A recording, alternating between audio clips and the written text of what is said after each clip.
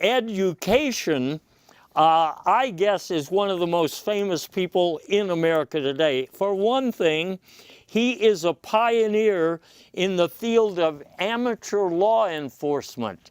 I guess a lot of amateurs are entering that. Yeah, that's actually, I'm backing away from that and moving into different phases of my career because it's proving fiendishly difficult to monetize that, given the fact that most everybody in the U.S. carries a rifle and thinks they're responsible for law enforcement. Okay, So well, I've set that aside.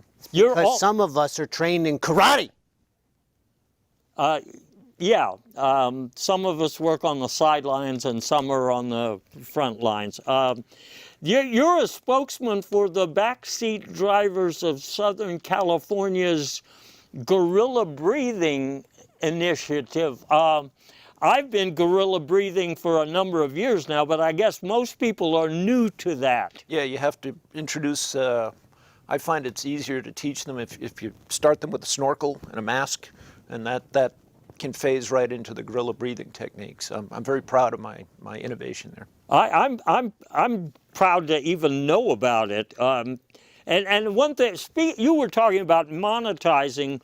One area where you've done well, you are a chairperson for the committee to rename the national airports, and I guess you're offended that you have. Yeah, I'm offended that most of them are named after modern politicians.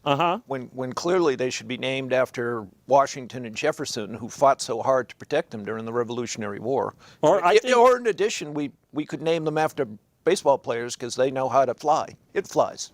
Sacrifice flies, you're talking. Yeah, of course. And of course, well, I guess you would want to name some of the airports after birds. Yeah, that's a possibility. But they also know how to fly. But I mean, just Robin International Airport just doesn't roll off the tongue. Okay. Well, let me ask you something.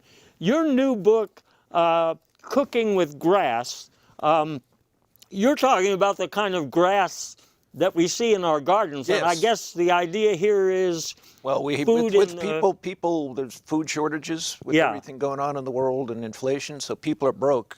So I'm actually teaching them. You can actually, with a steady diet of modifications, you can modify the digestive tract, so it will actually literally, you can digest grass growing on your street. Okay. And I guess you cover this in your new seminar. I am really excited. I've already got a subscription to your new seminar on vulgarity.